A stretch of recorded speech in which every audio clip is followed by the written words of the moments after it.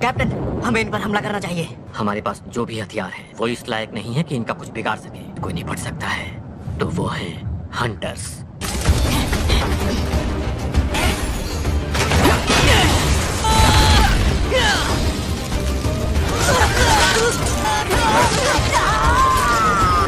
ये हम निचले रैंक के लोगों की बस की बात नहीं है। निर्दोष हो ना हो।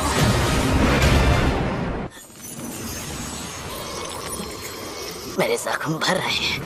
पीछे देखो, युंगू, क्यों न संभल कर। चलो शुक्र है इस रैंक के हंटर्स आ गए। मैं बहुत अच्छे से जानता था कि तुम दोनों मुझे बचाने जरूर आओगे। मुझे तो लगता है कि शायद ये इस झुंड की लीडर है। यूनसियो, तैयार हो जाओ। हाँ मैं तैयार हूँ।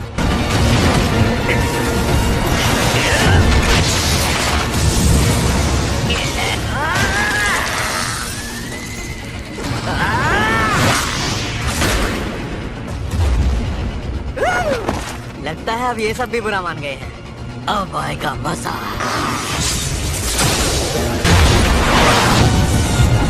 काम हो गया है तो अब हमें काम शुरू करना होगा।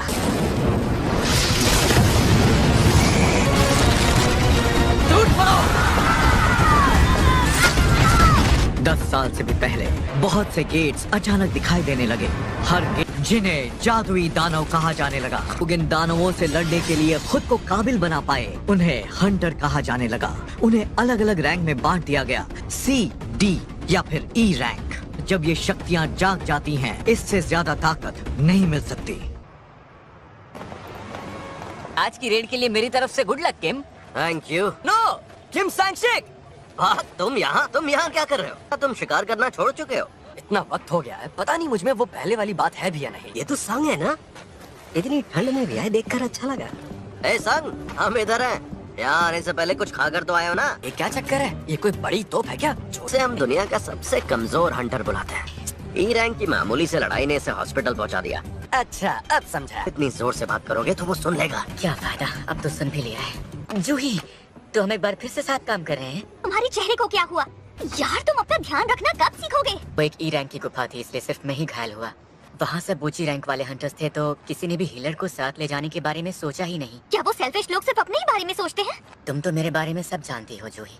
अरे लगता है सब लोग निकल रहे हैं, चलो चलते हैं। मेरे सभी साथियों लीडर मैं ही हूँ और मेरा नाम है चूसो। हाँ अब ये हुई ना कोई बात। इनका हमारे साथ होना गर्व की बात है। चलो आगे बढ़े। हमारे पीछे ही रहना वरना फिर से हॉस्पिटल जाना पड़ेगा। घबराओ नहीं, सब कुछ अच्छा ही होने वाला है। मेरे पास बस एक चाकू है जिसमें ना के बराबर जादू है। खाली हाथ जाने से तो अच्छा है। आज मैं कुछ करके दिखाऊंगा।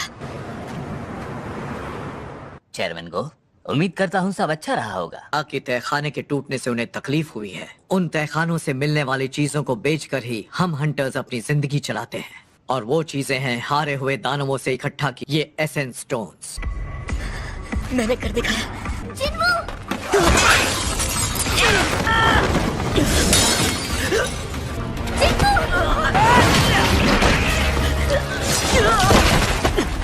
जूही तुम संग के साथ रहो। हाँ, ठीक है, मैं तुम्हें ठीक करूंगी जिन्वू।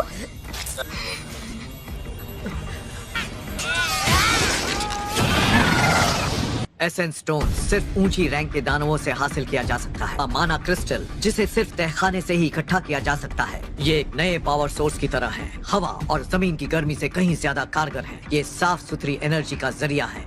सरकार बिजली पैदा करने के तरीके खोज रही है, इसीलिए जो जिम्मेदारी हंटर्स के कंधों पर है वो इतनी बड़ी है। हमने इस गुफा के राजा को हरा दिया।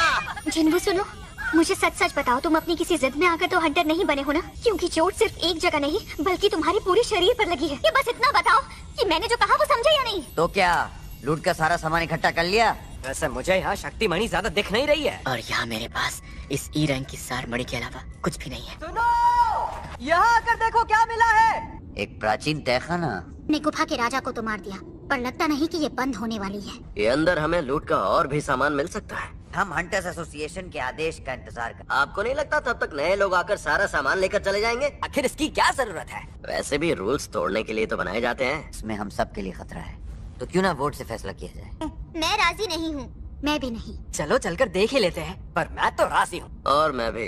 पर मैं अंदर नहीं जाना चाहती। अब सिर्फ तुम बचे हो जिन्वू। क्या सोच रहे हो तुम? खतरे से खाली नहीं है। मुझे माँ के इलाज के लिए और बहन की पढ़ाई के लिए पैसे चाहिए होंगे। मुझे करना ही होगा। मैं तैयार हूँ। तो अब आप अपना हाथ आगे बढ़ाएं और उस काले पत्थर पर रख दें। एक बी रैंक का और 2 सी रैंक वाले हंटर्स हमारे साथ आने के लिए खुशी खुशी राजी हो गए हैं। अरे बेवकूफ, मरना चाहती हो क्या?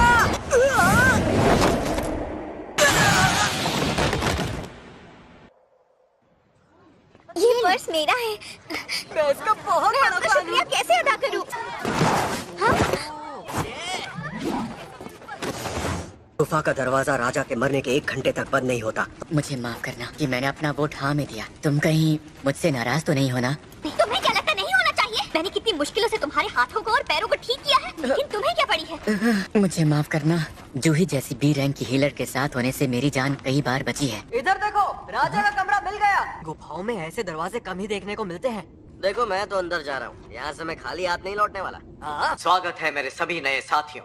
मेरा नाम है गो गन ही, हंटर्स एसोसिएशन का चेयरमैन है। हंटर्स बनना अपनी जान जोखिम में डालना है। अगर जिंदा रहना है तो ये याद रखना कि डरना जरूरी है। यहाँ तो रोशनी हो गई। यहाँ ये सब स्टैचूज कैसे हैं? काफी पुराने लगते हैं। हाँ, ये वाली बाकियों से बहुत बड़ी है। मानना पड़ेगा, यहाँ एक भी दानव नहीं है। मिस्टर सॉन्ग, यहाँ पर देखिए कुछ लिखा हुआ है। मंदिर के जरूरी नियम की तारीफ करो। अपनी भक्ति को वो जो बड़ी वाली मूर्ति देख रहे हो ना, उसकी आंखें हिल रही हैं। ऐसा नहीं हो सकता। तुम्हें गलतफहमी हुई है। अरे ये दरवाजा तो बंद हो गया। हम सब यहाँ कैद हो गए हैं। हमें यहाँ तक आना ही नहीं चाहिए था। मैं अब यहाँ नहीं रुकूंगा। वहाँ से हट जाओ।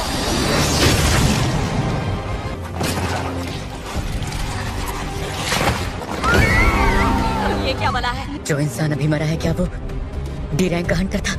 फिर भी वो एक झटके में, एक पल में मारा गया। इस तहखाने को डी रैंक का होना चाहिए था। अपनी पहली रेड में मैं मेरे साथियों से अलग हो गया था और फंस गया था। उससे पहले भी मैं एक भूल भुलैया में लगभग भूखा मरने वाला था। ज्यादातर हंटर्स सार मड़ियों को बेचकर मिले पैसों से अपने लिए हथियार खरीद लेते थे, पर मेरे पास इस चाकू को खरीदने के ही पैसे थे। और वो नौकरियां थी जिनमें जान जाने का खतरा था और जोखिम इनाम से ज्यादा था। आंखें खुली रखी और हमेशा मौकों की तलाश में लगा रहा। सब लोग बैठ जाओ।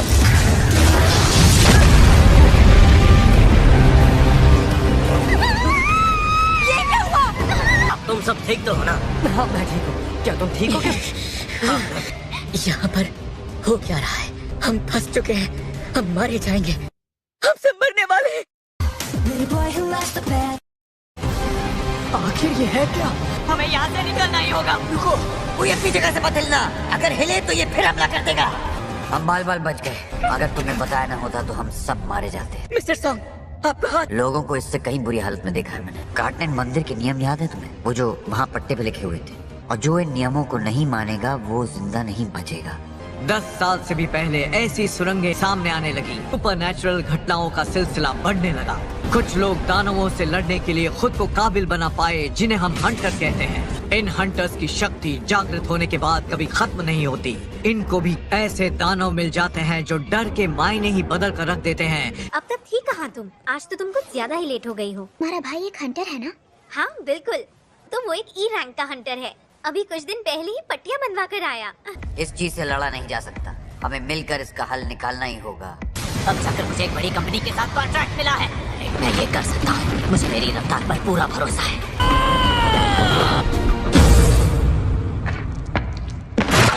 इसका मतलब अगर ये चाहे तो हम सबको एक साथ मार सकता है। समझ में नहीं आ रहा वो हमें अभी के अभी क्यों नहीं मार रहा है। ये उन सभी दानवों से बहुत अलग है जो देखते ही वार कर देते हैं। मिस्टर सॉन्ग, वो पहला नियम क्या था? मुझे बताइए। देवता का सम्मान करना।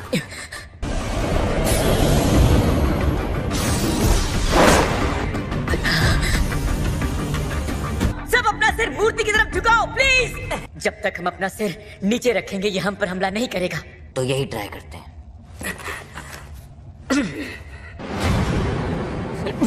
कितना डरावना है। ये तो कुछ नहीं कर रहा। बेवकूफ, खड़े मत हो। अरे देखो, वो हमला नहीं कर रहा। ये हुई ना बात। हम सब बच गए। जा सकते हैं। मुझे लगा था ये खत्म हो गया। दूसरा नियम देवताओं की तारीफ करना, इसका तरीका जानना होगा। देवता को याद करने का तरीका सबका एक जैसा ही होता है। हे देवता, हम प्रार्थना करते हैं कि हमें सच्चाई का रास्ता दिखाओ।